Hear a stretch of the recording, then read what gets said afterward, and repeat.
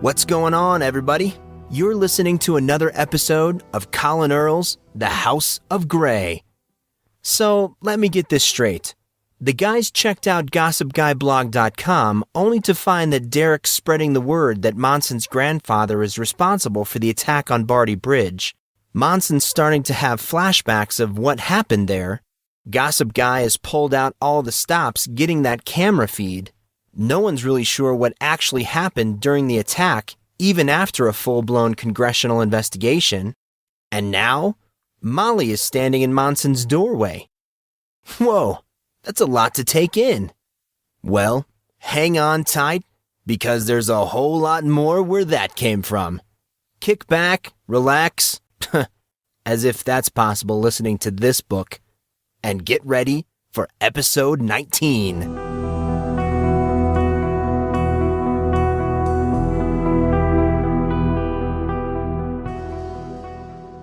Monson would not believe his eyes. "Molly, what are you doing here?"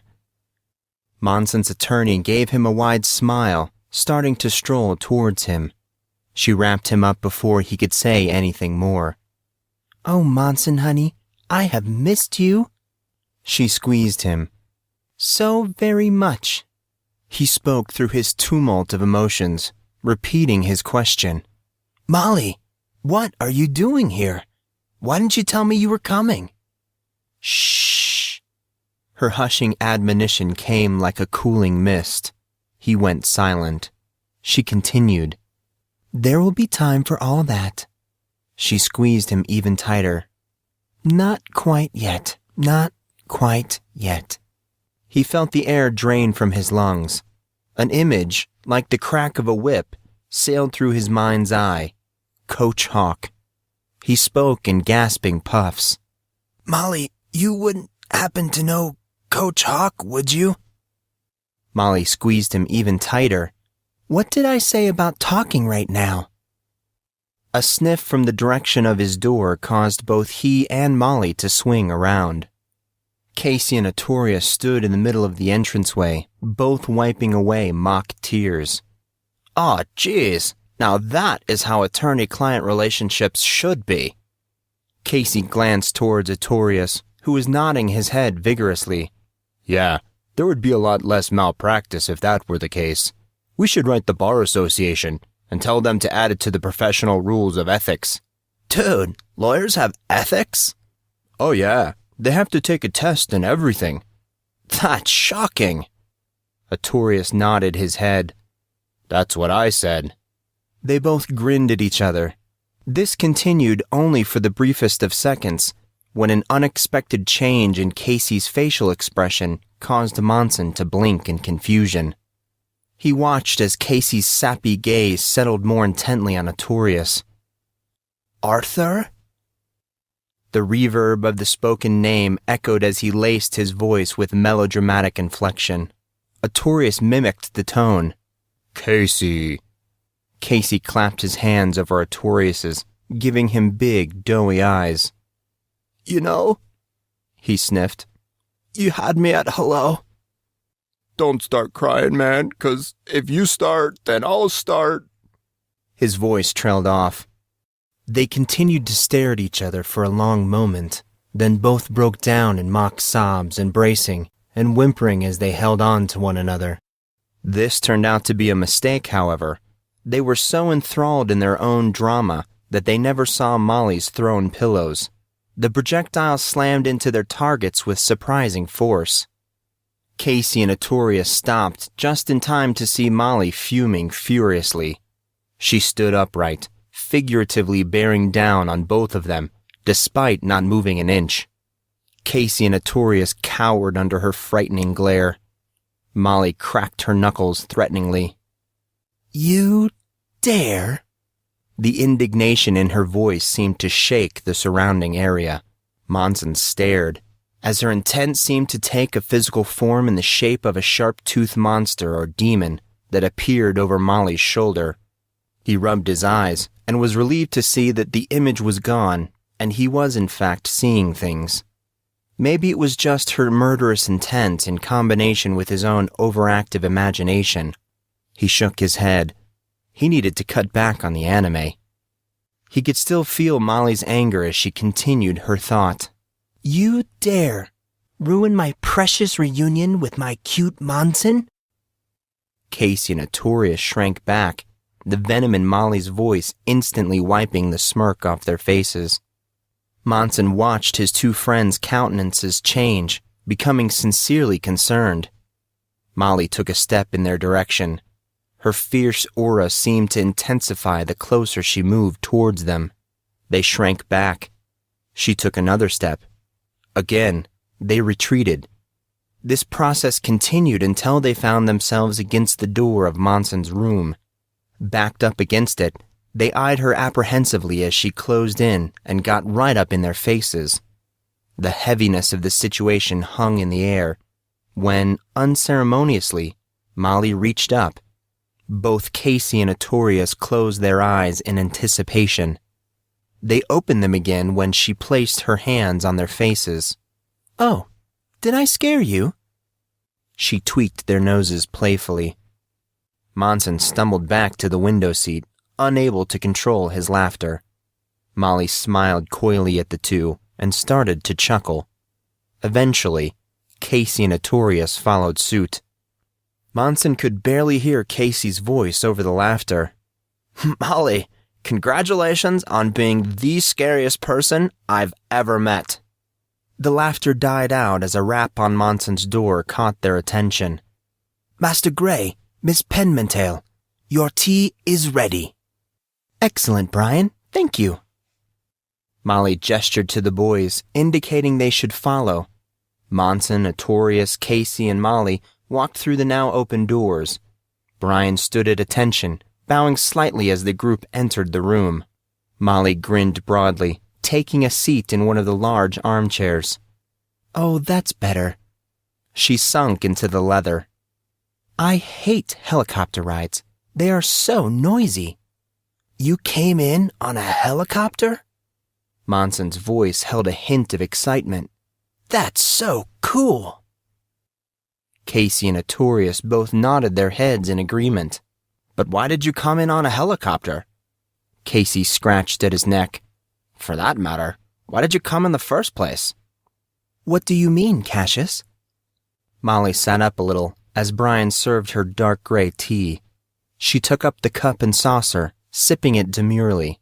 Can't I come and see my cute client just because I want to? Artorius leveled a beady eye towards Molly. You know, for an attorney, you aren't a very good liar. A very surprising silence fell upon the small gathering. Molly gave Artorius a very spiteful glare, but instantly let the visage slide as she surveyed the boys. She exhaled in an uncharacteristically desolate way. I did want to see you, Monson, honey. She gave him a guilty look. But I also came because I heard a special someone might be visiting in the next few days. The silence stretched, and for a moment, the atmosphere felt very serious. Monson voiced the obvious question. Who's coming, Molly, and why? He ran a weary hand across his face. You wouldn't make a trek here, by helicopter no less, excepting some pretty extreme circumstances. What's going on?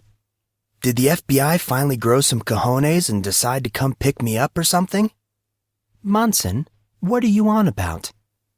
He hesitated, scolding himself as he did. Discussing subjects related to events that did not happen was not his brightest of moments. The dream Damian Peterson, well, if it was a dream and Monson was not simply crazy, said that Molly had taken some extreme measures in an attempt to keep people away. Finding out whether or not that was true put Monson in a very tough spot. He wanted to know, as it would kill two birds with one incredible stone. One, it would verify that at least part of what happened earlier that day was real. Two, it might confirm some of his stored questions about Molly, many of which he was dying to have answered. Despite all that, it was a sticky choice.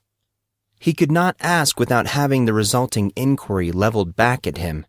Everyone would want to know what he was talking about, and it would be impossible to lie. not with Brian and Molly there. In reality, if he tried to establish the validity of the Dream Damien's information, then he might just find himself forced into divulging the full account of that rather distasteful scene, and that was definitely one more thing not on his to-do list. A dream, thought Monson sarcastically, as his memories from the bridge, the information revealed about that fateful day, and the image of his unscarred sadistic self swirled together.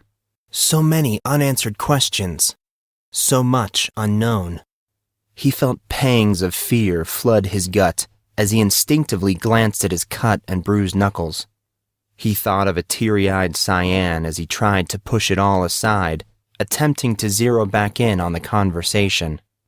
To his surprise, though he probably should not have been, everyone was staring at him. Monson shook his head. Sorry, just ignore me. Molly narrowed her focus on him. He hated it when she did that. She had this annoying habit of observing him to ascertain his mood or feelings. Directly after one of these scrutinizing moments, if he did not voluntarily explain his behavior, she would cross-examine him in a way that would make Perry Mason jealous. Monson waited for her verdict. What happened to your knuckles? Molly's voice sounded both angry and gentle at the same time. It was a confusing torrent of emotion. He did not know how to explain it. Oh, I wouldn't bother. Casey shot Monson a sour look. Grey has this incredible ability to avoid questions. He'll probably say he cut himself shaving or something. Monson returned Casey's sour expression with one of his own. I didn't avoid your question. You didn't even ask about my hand. I sure noticed that you tried to hide it when we came into your room. You can't prove that. Isn't that statement proof enough? Monson, honey? Molly's words rubbed him like a grater on soft cheese.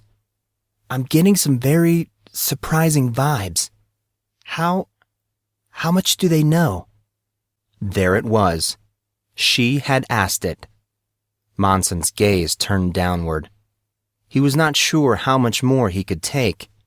The nightmares, the memories, the revelations, it was all mounting painfully. Now he had to try and explain to Molly why he had not, why he could not. He mentally blanked out. All he could do was shake his head. They don't know anything? He again answered in a thoroughly nonverbal way. Monson! Her hands started to tremble, a clear sign she was upset. You haven't told them anything about... He's told us some stuff.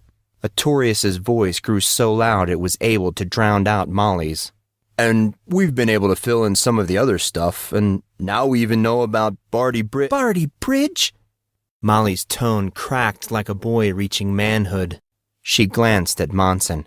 What do they know about Barty Bridge? We don't even know about Barty Bridge. Unless...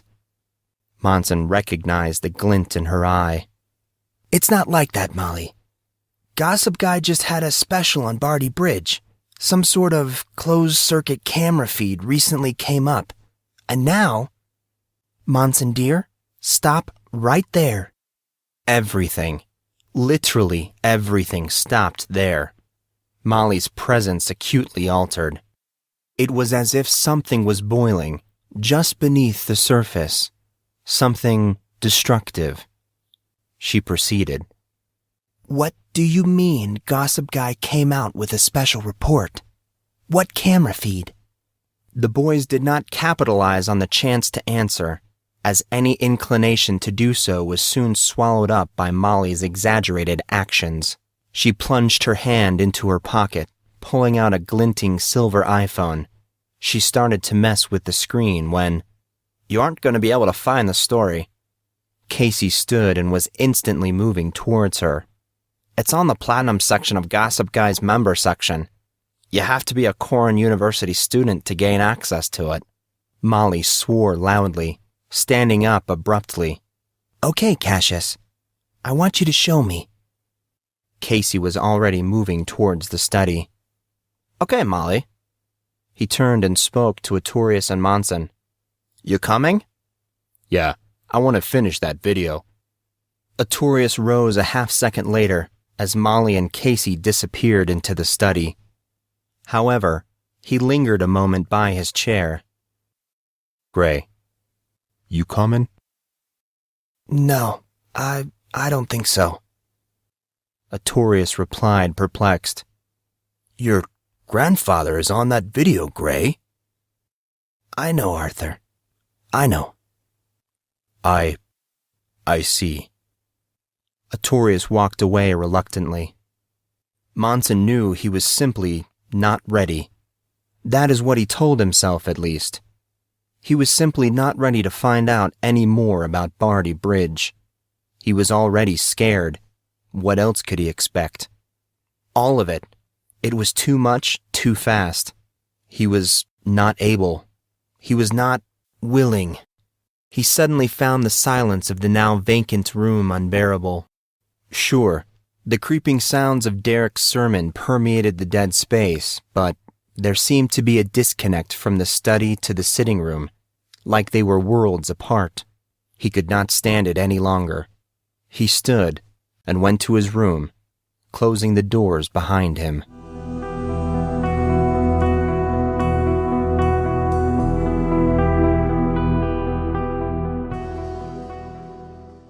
Monson, honey, can I come in? Molly did not wait for his reply. She opened the door slowly, entering to see him sitting on the window seat, wrapped in a fleece blanket. He had a large leather-bound volume sitting open on his lap. The subdued tap of wind-struck rain splattered rhythmically against the large window. It had lulled him into a sense of simmering restraint. He smiled gently as she walked towards him. What you readin'? She took a seat next to him. He simply showed her the book in response. The journals, huh? Read anything good? No, not really. Well, there is that plan for assassinating President Obama that's been in the works for the last 4 years, but, besides that. Molly's jaw dropped, feigning disbelief. That was a low blow. Why would you wish such ill will on my boyfriend? Molly, he's married. A mere technicality. Molly waved the concern aside. His chortle ran deep. It made him feel a bit better. The idea of you being the First Lady is a very scary one. I'm not sure that was a compliment. Neither am I. There was silence, then laughter, and lots of it. Ah, Monson, dear, I have missed you. Molly lightly wiped at the corner of her eyes. So, tell me, how is everything? His brain kicked into overdrive. How was everything? Everything was weird and scary, but good at the same time. So, where did he start? It's okay.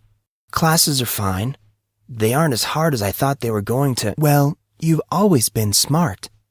The teachers are great, especially Mr. Gatt, Coach Hawk, and even Miss Blake is pretty cool, though she is a bit of a strange, well, she's a little out there. Drama major? He shrugged. Casey seems to think so. There's one in every school.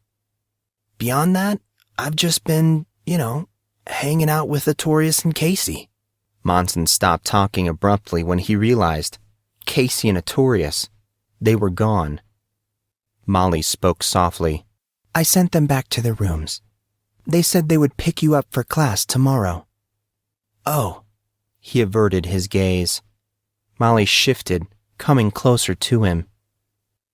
I saw the video. Of course. Do you want to talk about it? Is that a trick question? He attempted his usual level of sarcasm, but found the effect left him wanting. He sighed inwardly. He was just so tired. I do have one thing I would like to ask you. What's that, sweetie? He sat up a little straighter. Barty Bridge. Do you know why why Grandfather and I were there that day? He stared at her face.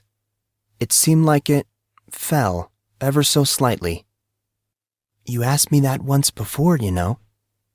He cocked his eyebrow. She grinned as she studied his face. She reached out, placing her hands on his cheeks. She held them gently. It's true. She lifted her right hand and with her pointer finger pushed down his eyebrow. It was shortly after you woke up. He started to answer, but Molly threw him off when she stroked the corner of his cheeks right below his eye. You know, I think your scars are fading a bit. He reached up and pulled at her hand. I don't remember asking you about Grandfather or Barty Bridge. She exhaled deeply. No, I don't suppose you do. There was a lot going on at the time, and you were a little out of it. Did you answer my question? Her smile suddenly became very sardonic. No, I didn't. Will you answer it now? She hesitated, but answered with a nod of her head. She motioned for him to come to her, laying a pillow on her lap. Her smile lit up the room, shining its brilliance all over him. He felt its warmth as he settled himself in.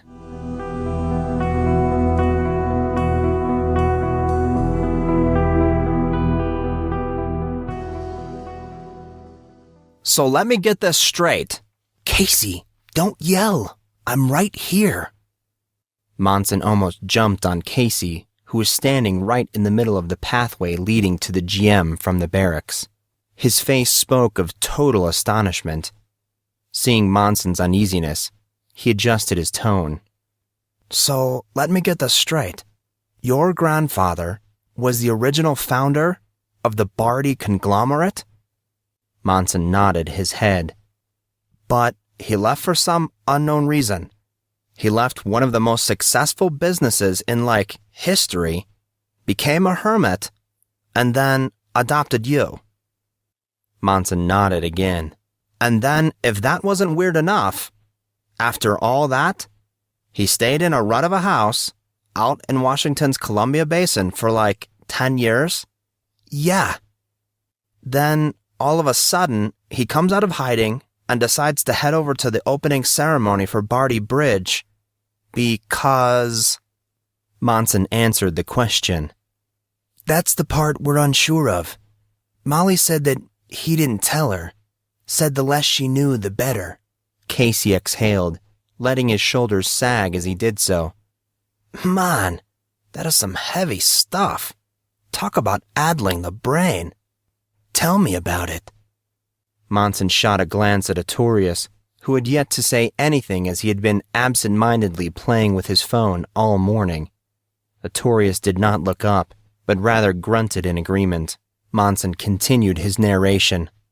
Molly said that Grandfather went to the bridge that day because he was worried about something. He thought something bad was going to happen. You don't think he knew what was going to go down, do you? That's certainly what Derek thinks, isn't it? Casey paused at Monson's jarring reply. Even Artorius shifted his attention away from his phone. They both appeared nervous. Casey spoke, his next words laced with an unsure underbite. So, you saw the end of the video? You mean the part where Derek basically says that my grandfather knew what was going to happen 'cause he was the one that wired the bridge to blow? Monson shook his head. No. Molly told me about it, though. I wouldn't worry about it. Derek is an idiot. It's not like that moron knows what he's talking about. All the evidence is totally circumstantial. Witness accounts of your grandfather stopping cars with the touch of a hand, telling children and leaders to stay back. To me, all that sounds like he was trying to keep people out of harm's way. Of course, assuming any of that is true, how can you stop a car with just a hand? Well, I suppose a mini EMP would do it, but who has one of those? Do they even exist? Who knows? But regardless, it still means that Derek's right. Grandfather seemed to know what was going to happen that day, and wouldn't knowledge imply that he's somehow involved? Casey and Artorius did not have an answer for that one. Monson took advantage of the silence, blurting out suddenly, I don't remember most of my life before 4 months ago. Monson did his best to control his spasming gag reflex. He had actually said it. He did not even mean to. It just sort of came out. Yeah, that sounded a lot better in my head. It was as if everyone in the world, all 6 billion of them, had suddenly taken a moment of silence. Casey recovered first. Gray? What did you say? I said, I don't remember much of my life before I awoke in the hospital 4.5 months ago. Monson cringed, steeling himself. Artorius started to reply. Gray, you don't... Hold on, Arthur. Just wait a second, or I'll never get through this. It was now or never. I often feel like a fish out of water. I don't remember how I got into this school, why I wanted to come here in the first place, or much about Barty Bridge. I'm tormented in my sleep with disturbing images of, well, I don't even know what they are. And as for my reason for not telling you, well, I really don't have a real reason. Maybe I was scared.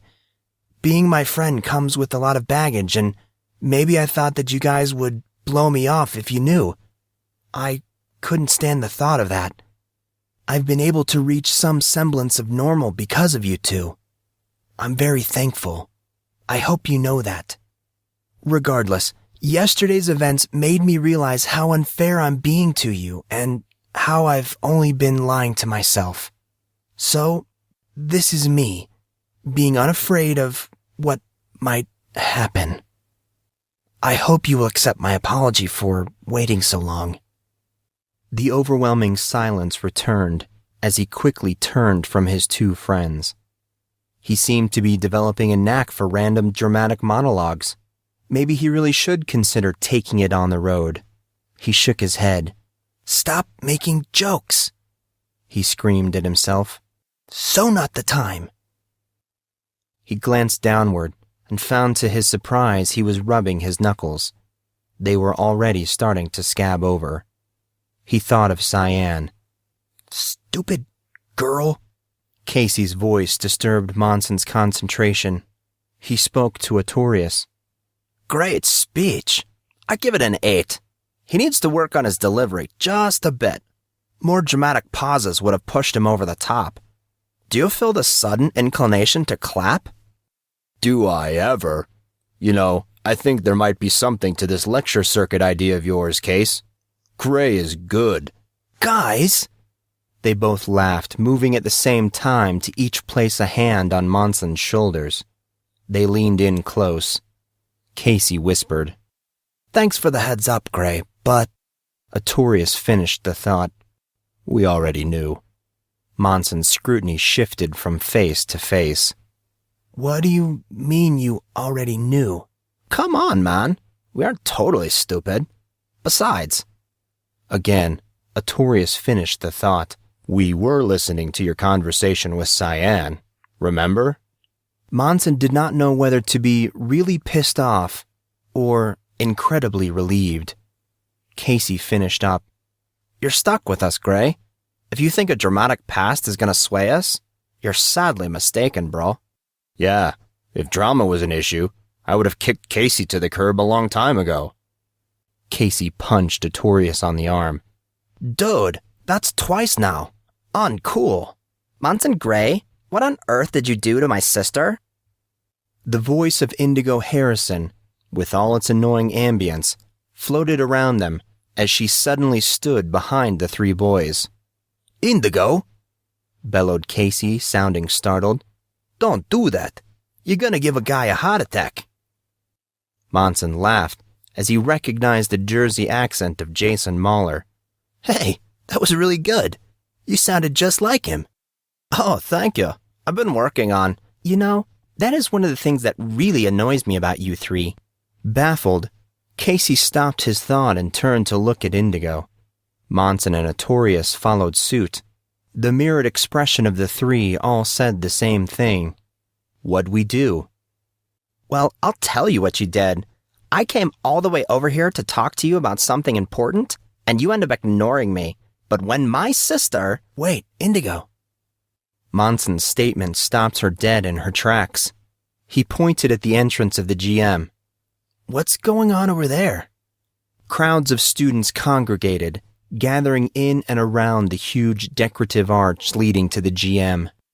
Many men in dark suits and sunglasses circled the area. The scene was very reminiscent of a political rally. The security and crowds of people, it was all very surprising. Did we miss something? Artorius sounded torn. He was trying to give Indigo his attention, but at the same time satisfy his curiosity. Monson breathed out a single word as if the light bulb suddenly flipped on. Molly! Casey's response indicated that he had come to the same conclusion. She totally knew this was going to happen. That's why she's here. Ugh! Spouted Monson in frustration. We should have got on her case a bit more. Somewhere behind him, Monson heard Indigo ask Artorius, "Who's Molly?"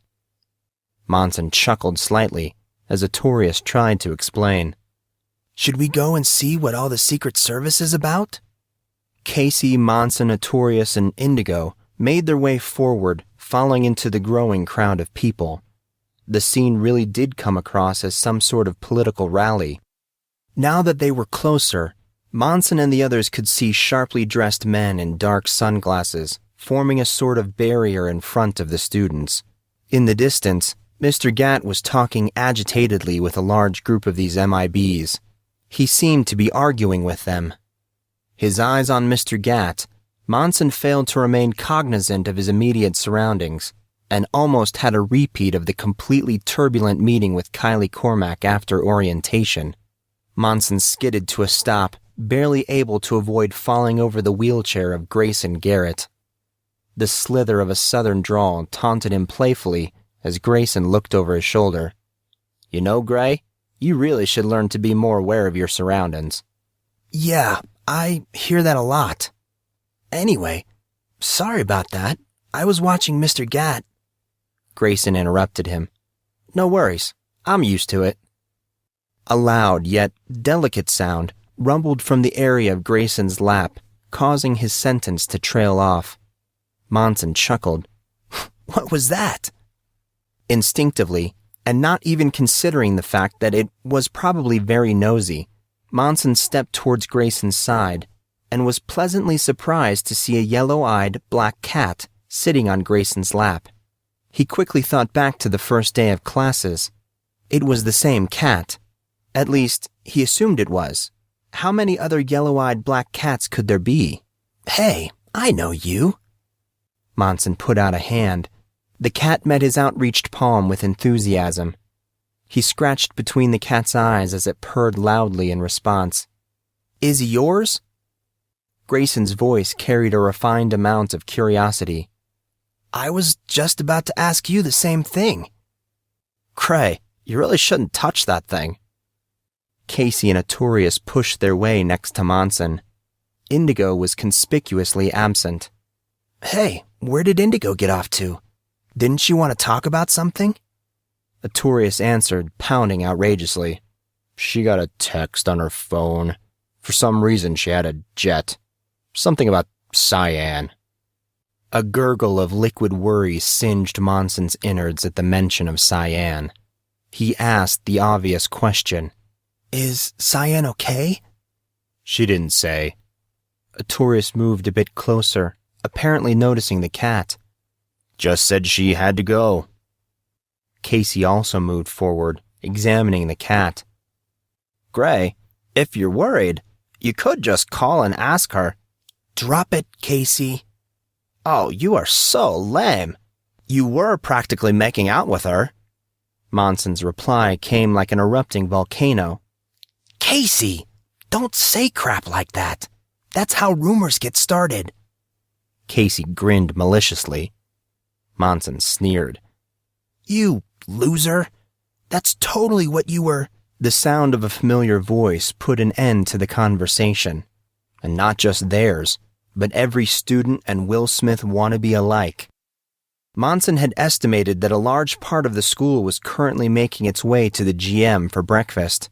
Considering this, causing such a large crowd to go quiet was quite the accomplishment. May I have your attention, please?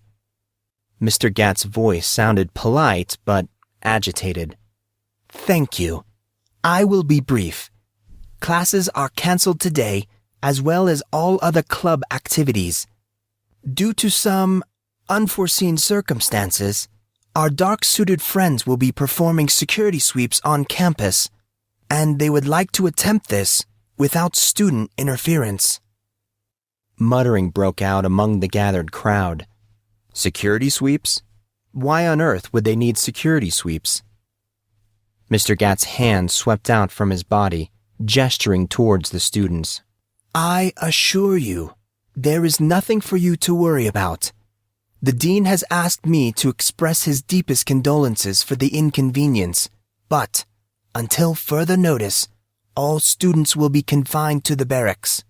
The ex-service will cater your meals, and all access will broadcast any updates. Please, proceed back to your dorms. Thank you.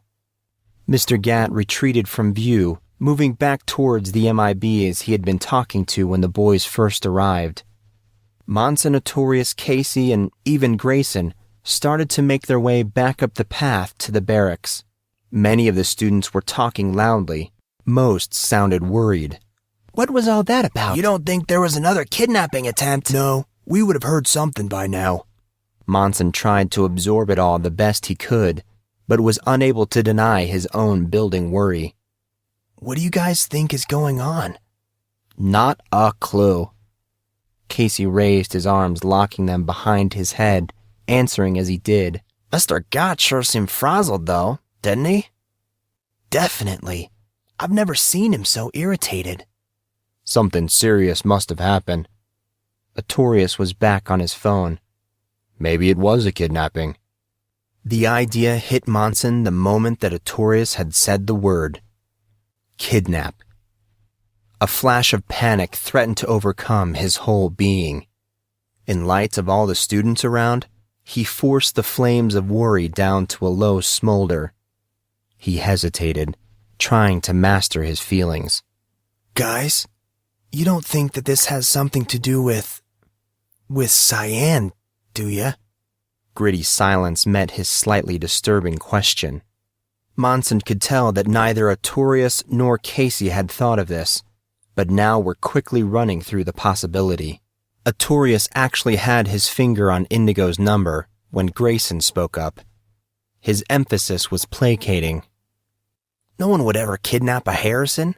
You have nothing to worry about. I'm sure that the Harrison sisters are just fine. Grayson spoke with such simple conviction that it was hard not to believe his words. Monson, however, was not totally convinced. What makes you so sure? Grayson's answer made the hairs on Monson's head stand on end. I've met Guy Harrison. Trust me, no one, and I mean no one, in their right mind or otherwise, would try to kidnap those girls. A lot more trouble than it'd be worth. Monson cocked an eyebrow. He's that scary? No. Grayson raised his pointer finger, shaking it as he answered. He's even worse. Well, then if it wasn't Cyan, who was it? Artorius stepped into the conversation. I think I might be able to answer that question. He showed them the web page currently loading on his phone's browser. This was just updated on Gossip Guy. Casey squinted at the screen. RSS feeds. Gotta love 'em. The first picture loaded and depicted a bruised and contorted mess. IVs, bandages, and people blocked the majority of the obviously severely injured person. The second picture gave the profile of a black and blue, heavily damaged face. Dark hair caked with blood fell messily around the bandages. The boys stared at the picture. Casey placed his pinched thumb and forefinger in the very center of the picture. In a curious gesture, his two fingers glided away from one another, magnifying the picture and zooming in on the bruised face. None of them recognized who it was. Casey posed the question, "Why would Gossip Guy be reporting on—" He trailed off as Artorius scrolled to show him the headline. Damien the Diamond Peterson, attacked.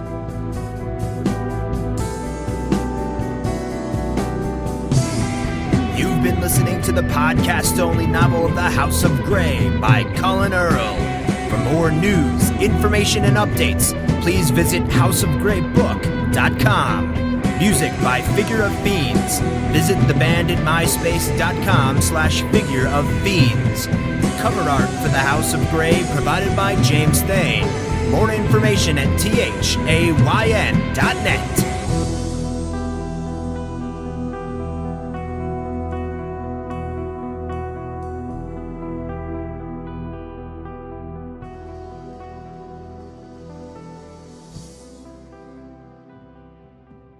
What's up, story lovers? This is the Story Guy, and if you're hungry for crazy tales and mind-blowing narratives, you've come to the right place.